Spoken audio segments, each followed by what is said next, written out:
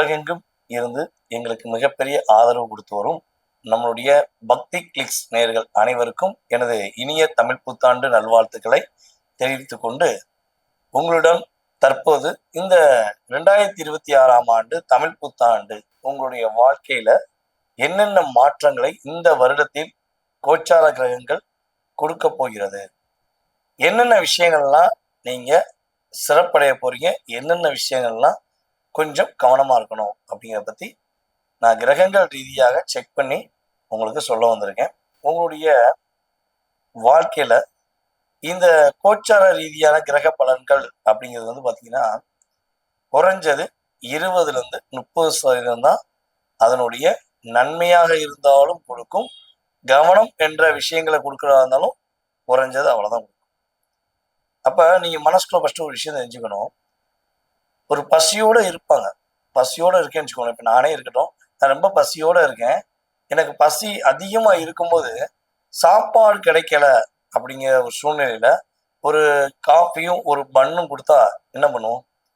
Okay, நான் சாப்பிட்டுட்டு கொஞ்சமாச்சும் இங்கேருந்து ஒரு 3 கிலோமீட்டர் நடந்து போய் சாப்பிட்டலான்னு ஒரு ஃபீல் வரும் பார்த்தீங்களா?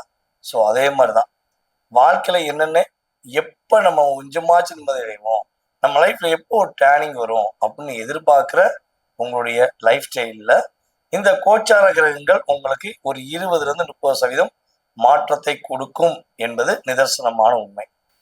இதை தவிர்த்து நீங்க எதிர்பார்க்குற மாதிரி பெரிய லெவல்ல கோடி கோடி கணக்குல இல்லைன்னா உங்களுடைய டோட்டல் பிரச்சனையும் நம்ம சொல்ற பலன்கள்ல மாறிடும் அப்படின்னு சொல்லக்கூடிய நபர் நான் கிடையாது. ஏன்னா நம்ம வீடியோ ரெகுலராக ஃபாலோ பண்றவங்களுக்கு தெரியும். ஸோ கிரகங்கள் ரீதியாக எடுக்கும்போது அந்த டச் பண்ற ஒவ்வொரு விதமும் அந்த கிரகங்கள் உங்களை டச் பண்ற நட்சத்திர ரீதியாகவோ நட்சத்திர புள்ளியின் ரீதியாகவோ டச் பண்ற விஷயங்களை நான் சொல்ற விஷயத்த நீ கேர் பண்ணீங்க அப்படின்னா கட்டாயமாக சூப்பரா இருக்கேன், சிறப்பா இருக்கேன், கவனமா இருந்துட்டேன் அப்படின்னு நீங்க சொல்லக்கூடிய அளவுக்கு நம்ம லைஃப் நல்லா இருக்கும். ஓகேவா? சரி, இப்ப நம்ம இந்த தமிழ் புத்தாண்டு கிரக அமைப்புகள் உங்களுடைய ராசிக்கு என்ன மாற்றத்தை கொடுக்க போகுதுன்னு பார்ப்போம். வாங்க வீடியோக்குள்ள போகும். மீன ராசி அன்பர்களுக்கு தமிழ் புத்தாண்டு எப்படி இருக்க போகிறது என்று பார்க்கும். இந்த தமிழ் புத்தாண்டானது உங்களுடைய லைஃப்ல மீளா துயரத்தில் இருக்கிற உங்களை மீட்டெடுப்பதற்காகவே உங்களுடைய ராசியின் அதிபதியான குரு பகவான் தமிழ் புத்தாண்டு முதல் அப்படியே படிப்படியா ஒரு மாற்றத்தை கொடுத்து கிட்டத்தட்ட உங்க லைஃப்ல எவ்வளவு பெரிய பிரச்சனை எவ்வளவு பெரிய போராட்டங்கள் உங்களுக்கு ஓடிக்கொண்டு இருந்தாலும் அத்தனை விதமான போராட்டங்களுக்கும் ஒரு முடிவு கொடுக்கக்கூடிய தன்மையில உங்களுடைய ராசியின் அதிபதியான குரு பகவான் ஆனி மாதம் கடக ராசிக்குள்ள உங்களுடைய ராசிக்கு பிடித்த வீடான கடக ராசிக்குள்ள நுழைகிறார். ஸோ கடக ராசிக்குள்ள நுழைந்த பிறகு அவர் ஃபர்ஸ்ட் என்ன விஷயம் செய்யறாருன்னா, உங்க ராசியில அமர்ந்திருக்கிறாரே சனி பகவான், ஜென்ம சனியாக அமர்ந்து சில சிரமங்கள் இல்ல பல சிரமங்களை கொடுத்துட்டு இருக்கிற சனி பகவானுடைய எதிர் வினைகளை எல்லாமே மட்டுப்படுத்துறார்.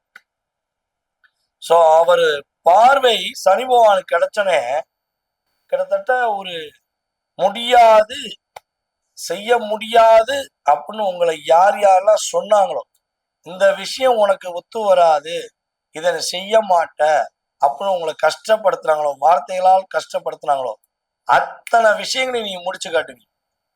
உங்களுடைய முயற்சிகள் அனைத்தும் முடிக்கக்கூடிய சக்தி உங்களுக்கு கிடைக்கும். உங்களுடைய வில் பவர் இனிமேதான் எனர்ஜி ஆஃப் பவர் நீங்க வெளிப்படுத்த போறீங்க. கிட்டத்தட்ட ஒரு 3 வருட காலங்களாக சனி பகவான் ராகு பகவான் இவர்களுடைய எதிர் வினைகள் மூலமாக பல ஏமாற்றத்தை சந்தித்து வந்த நம்முடைய மீன ராசி என்பர்கள் ஏமாற்றம் இல்லாத வாழ்க்கையை தேடிக்கொண்டிருக்கிற மீனராசி என்பர்களுக்கு இனிமேல் தான் ஏமாற்றம் இல்லாத வாழ்க்கை கிரகங்கள் கொடுக்க போகிறது என்பது உண்மை. கிட்டத்தட்ட ஒரு 3 வருஷம் ரொம்ப போராட்டம். அதுலயும் நம்மளுடைய உத்திரட்டாதி நட்சத்திரக்காரர்கள் கடந்த ஒரு 9 மாத காலமாக நம்முடைய மீன ராசிக்காரங்க, அது உத்திரட்டாதி நட்சத்திரக்காரர்கள் நிறைய பிரச்சனை சந்திச்சுக்கிறீங்க, நிறைய போராட்டத்தை சந்திக்கிறீங்க, அதிகமான மன அழுத்தம், நீ எந்த விஷயத்தையும் வெளிப்படையா பேசவே முடியல, நீங்க என்ன பேசினாலும் குத்தம் குறை, ஒரு பிரச்சனை, அழுத்தம் அப்படின்னு கொடுத்துக்கிட்டே இருக்காங்க. ஸோ இதுல இருந்துலாம் நீ மீண்டு வரக்கூடிய ஒரு அற்புதமான காலகட்டம். உங்க லைஃப்ல இனிமேதான் ஒரு நல்ல ஒரு மாற்றத்தை சந்திக்க போறீங்க. ஏன் நல்ல மாற்றத்தை சொல்ற முன்னாடி இதெல்லாம் சொல்லிட்டு சொல்றீங்க அப்படின்னா, கடந்த காலங்களில் நடந்த விஷயங்களை டச் பண்ணோம்னா எதிர்காலம் நம்ம சொல்றது உண்மைங்கிறத நீங்க புரிஞ்சுக்கிருவீங்க. இதற்காண்டிதான் நீங்க என்னென்ன பிரச்சனை சந்திச்சீங்க, யார் யாரெல்லாம் மூலமா ஏமாற்றத்தை சந்திச்சீங்கன்னு உங்களுக்கு சொல்லிட்டு சொல்றேன். ஓகேவா? ஸோ இனிமேல் தான் உங்க ராசியில சுக்கிரன் இருக்காருங்கிறத நீங்க உணர முடியும். அப்படியே குருவுடைய பார்வை மூலமா அப்படியே ஒரு பர்ஃபெக்டா நீங்க இருக்க போறீங்க. மீன ராசிக்காரங்களுக்கு பொருளாதாரத்துல ஏற்றம், மன அழுத்தத்தை குறைச்சிட்டு மன வாழ்க்கையில் சிறப்பு, புரியாத உறவு கூட புரிந்து கொள்ளக்கூடிய ஒரு வாய்ப்பு, திருமணம் நடக்கவே இல்லைன்னு வருத்தப்படுற மீனராசிக்காரங்களுக்கு திருமணம் நடக்கக்கூடிய ஒரு பாக்கியம், பார்ட்னர் மூலமாக ஏற்பட்ட பிரச்சனை, போராட்டம், அழுத்தம், கவலை, கண்ணீர் என்று சொல்லக்கூடிய அளவுக்கு எக்ஸட்ரா எக்ஸட்ரா எவ்வளவு இருக்கோ எல்லாத்தையும் தூக்கி போட்டு நீங்க சிறப்படையக்கூடிய ஒரு பாக்கியம் உண்டு. உங்க பார்ட்னர் இனிமேதான் உங்களை புரிய போறாங்க. இவனால அவங்க புரிஞ்சுக்கிறாமே நிறைய பேசிட்டாங்க. அப்ப கவலைப்பட வேண்டாம். அதே போல மீன ராசி என்பவர்கள் யார் யாரெல்லாம் தன்னுடைய தங்க நகையை கொடுத்துட்டு ஏமாந்துட்டு இருக்கீங்களோ அந்த நகை மீண்டு வந்துருமா, மீட்டு எடுத்துடலாமான்னு வருத்தப்படுறீங்களோ, உங்க தங்க நகையை நீங்க மீட்கக்கூடிய ஒரு பாக்கியம் குருவுடைய ஆதிக்கம் மூலமா கிடைக்கும். நீங்க கவனமா இருக்க வேண்டிய விஷயம் என்னன்னா, புதியதாக கடன் வாங்கவே கூடாது. மீன ராசிக்காரங்க மீளா துயரத்துக்கு போனது மிகப்பெரிய காலம். கடன் வாங்கினது யாருக்காக கடன் வாங்கி கொடுத்தது. ஸோ இந்த காலகட்டங்களில் புதுசா கடன் வாங்கக்கூடாது. மேக்சிமம் நீங்க பாத்தீங்கன்னா கார்த்திகை மாதம் வரையும் கடன் வாங்குவது முற்றிலும் தவிர்க்கணும். இந்த 2026 கார்த்திகை மாதம் வரையும் கேது பகவான் உங்களுடைய ராசிக்கு 6ஆம் இடத்துலதான் இருக்காரு. அப்ப கடன் வாங்கினீங்கன்னா அதை அடைக்கிறதுக்கு 3 வருஷம் போராடணும். புரியுதா உங்களுக்கு? அப்ப இன்னும் 3 வருஷம் போராடணுமா? வேண்டாம்ல. கடன் வாங்காதீங்க. யாராவது உங்கள்கிட்ட கடன் வாங்கி கொடுங்கன்னு ஜாமீன் கையெழுத்து போடுங்க, எனக்கு ஹெல்ப் பண்ணுங்கன்னு நின்னாங்கன்னா தயவு செய்து கையெழுத்து போட்டுறாதீங்க. போட்டீங்க அப்படின்னா அவங்க கட்ட மாட்டாங்க, நீங்க கட்டணும்.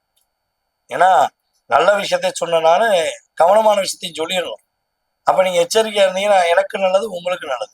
நீங்க சொல்லுவீங்கல்ல, ஆமா சார் நீங்க சொன்னீங்க, நான் சொன்ன மாதிரி ஏமாந்துட்டேன், கையெழுத்து போட்டு நான் லாக் ஆகிட்டேன் அப்படின்னு சொல்லுவீங்களா? பண்ணிடலாம். பொதுவாகவே மீனராசிக்காரங்க எந்த டாக்குமெண்ட்ல கையெழுத்து போடுவதாக இருந்தாலும் 2 முறை இல்ல 3 முறை யோசிக்கணும்.